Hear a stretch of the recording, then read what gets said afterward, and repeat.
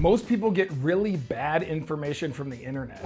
If you're dealing with sciatica and you're struggling and you've tried stretches and exercises, things that you've seen on the internet, and it's just not working, you're not getting any success, then pay really close attention, because these 3 fake fixes, they don't work. They are fake. And we're gonna show you in this video 3 things that you can do to replace it that actually function, actually work, and get you out of pain. Let's get right into the exercises.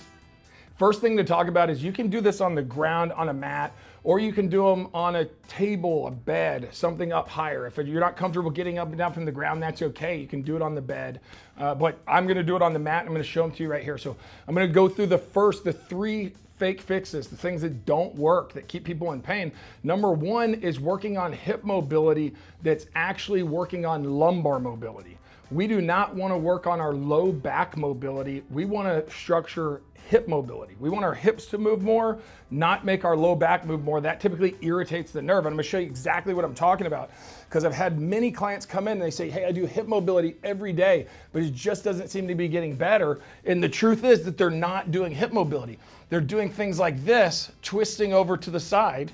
And so now, where am I moving from? So I'm getting my hip, but my low back is where most of the movement is coming from. So I'm actually working on low back mobility right here. Either side, when I do it, I'm stretching out my lower back. And it may feel pretty good while you're doing it, but it's irritating and it's keeping that nerve irritated long term. So we want to replace that with a hip mobility exercise. But I'm going to get to that in the next section. Number 2 is stretching the sciatic nerve. When that nerve is irritated, we do not want to stretch it. That just makes it more irritated and makes the muscles tighten up and cinch up and pull on it even more. So stretching the sciatic nerve would be coming out and pulling right here. If you're feeling in the nerve, it's too much. We shouldn't be doing that. If I could do double leg coming across, or I could be in standing and do the same thing in a standing position, just stretching out that nerve. And that's just going to be counterproductive at this stage. When you're having irritation, that is counterproductive. Number 3 is doing back extensions. When you're in pain, you're having nerve pain. Doing back extensions are typically not productive. So if we're getting on a Roman chair and doing back extensions coming up, but one that a lot of people will do is these Supermans, because they've heard online that said, if you can do this Superman for 2 minutes, then you're not gonna have back pain. I just haven't seen that to be true. So getting in this Superman and back extending, the problem is that it closes down the space for the nerve, because we're compressing the bones together. So we get a more narrow space, so we're putting more irritation and compression on that nerve. We're lighting it back up. So those 3 things we want to avoid. We want to allow our body to settle down and get rid of inflammation. So we're going to work on 3 things that are going to actually be impactful with this. The first thing is hip mobility. True hip mobility is going to come from us moving at the hip and not the low back. So the first option here is laying down and putting the foot up on my other knee, and then bringing my knee and my leg coming up to my opposite shoulder. So I'm gonna pull right here. Major thing we gotta think about is my butt and my pelvis still touching the ground? It should be. I should still be making contact. If I do this, now I've lost it and I'm doing low back mobility again. So really important that we keep our low back down. I'm just pulling my knee and my whole leg up to the opposite shoulder. I hold it for 20 seconds, and then I push with my leg using those muscles for 5 seconds, and then I pull it for 20 seconds. And then now I'm using the muscles in the leg, and I'm resisting with my hands as I push for 5 seconds. And then I pull it up to that opposite shoulder for another 20 seconds.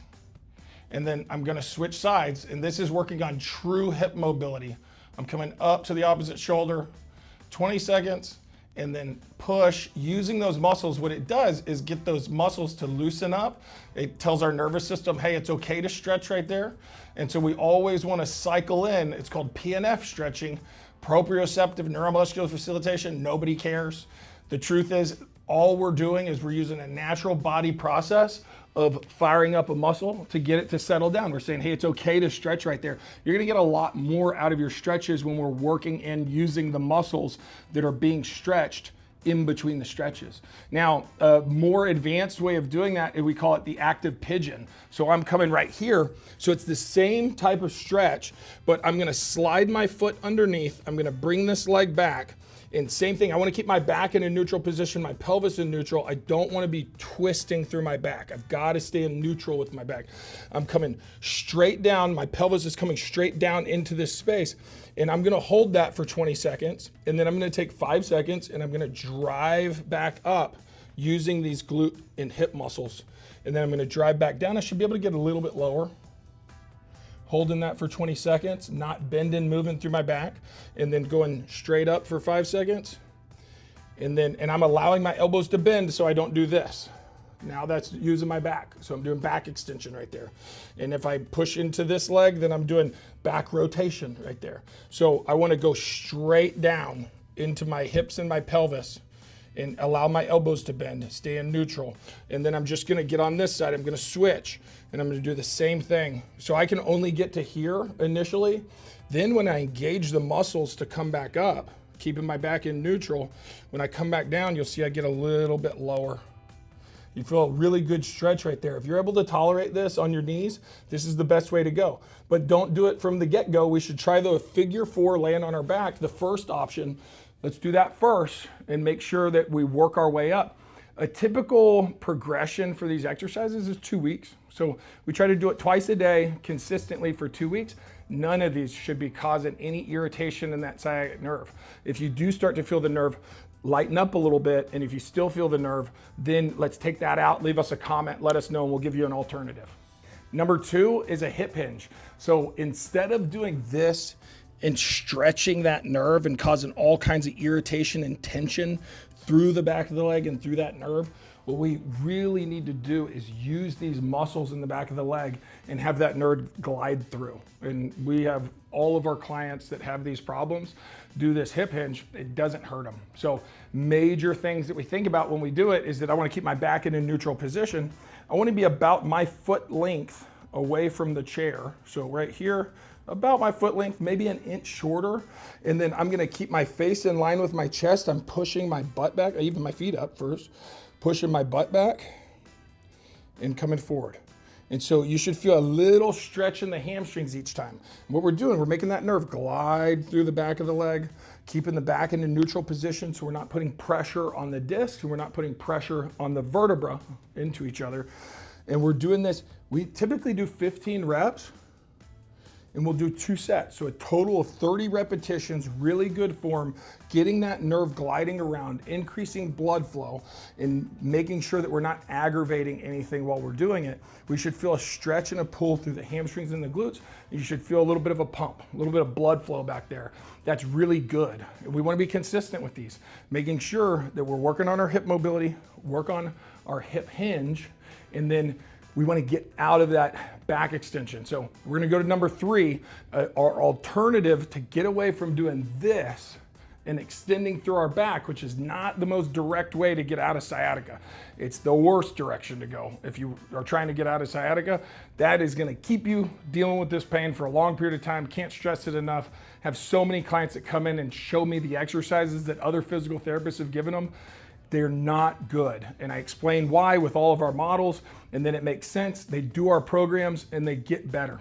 Everybody that comes in, we get them out of pain, because the things that get you out of pain, we got to make progressions to them. We got to make it harder. We got to challenge the system, because our measurement of success is that you're getting out of pain and that you stay out of pain.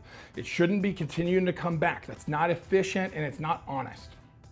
Number 3 is making sure that we're firing up our abdomen. We've got to make sure that we can resist extension and resist rotation. So instead of going into extension with that cobra or a back bend, what we want to do is maintain a neutral spine. So what I'm going to do is get down on this floor on the mat, and then I'm going to do a bird dog. And a lot of times people do a bird dog, they're doing too much. So I'll show you exactly what I mean. I don't want my back to go into extension. So when I come down right here and I do a normal bird dog with the arm and the leg like this, is my back going into extension? I'm gonna switch sides. I'm leading with my lower back right here. That is gonna aggravate it.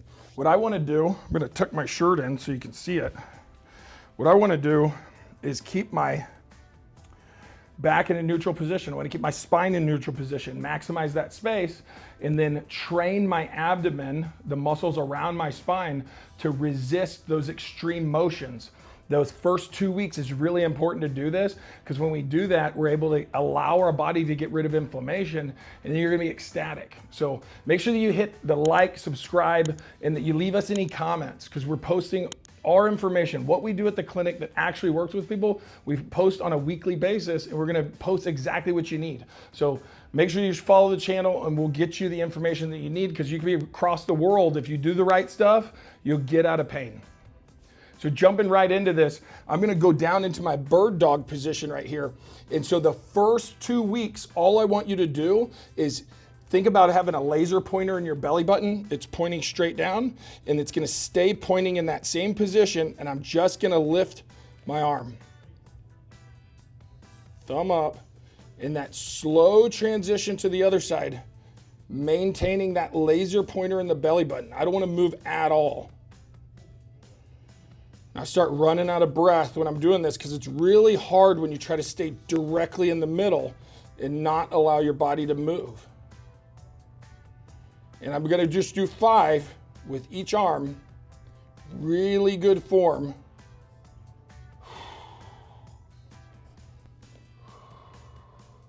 So that was 5. So that's 1 set. We're gonna do 2 sets of 5 with each arm. And then after 2 weeks, our progression is 2 sets of 5 with each leg. So I'm gonna show it to you, but I want you to stay with the arms on the front end. A lot of times people do too little for too long and then too much too fast. Don't skip the progressions, I promise. We do not skip the first steps. We're building bridges to be able to have the stability to tolerate the more difficult exercises. And what ends up happening is you get out of pain, and then you stay out of pain because we're able to do more difficult stuff, and you getting up, walking around against gravity starts to become easy. And doesn't that sound good? Make that easy again. So it'd be great. So first progression with this is we go from the hands, now we start using the legs. So I go here. After 2 weeks, I'll introduce this. So laser pointer, same thought process, stays right in the middle in the belly button. And then I'm gonna push my leg back, and I'm just gonna tap it. So the big thing to look at here is my back going into extension? If I go up like this and try to squeeze my glute, my back starts moving. So that's what I don't want to do. I want to go back, touch. Slow transition, touch. Slow transition, touch.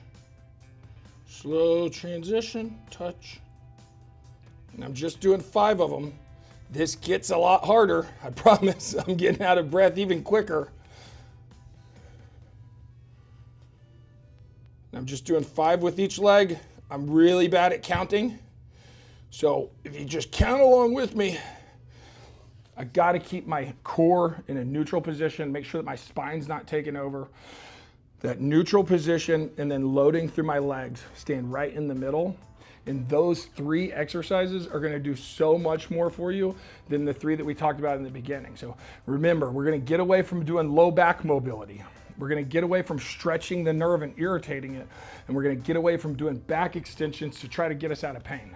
What we're moving towards is doing true hip mobility, and then making sure that we are gliding the nerve and using the muscles by doing that hip hinge, where we're coming back with our hips, allowing our chest to come down, coming back with our hips, and using those hamstrings and the glutes, getting that nerve gliding. Number 3 is that we're doing a bird dog, and we're just changing it up. We're showing you what exactly works and what progressions to take to make sure that we're getting that core stability. So follow the channel, leave us comments, let us know. Let us know exactly what to post, because we are posting everything. We're an open book. The things that work, we have a 94% success rate last year. Our clients hitting their #1 goal, and that they're happy with the investment that they made coming in here. And you have access to all that information. So we're looking forward to getting your comments and finding out exactly what you need. We'll see you in the next video.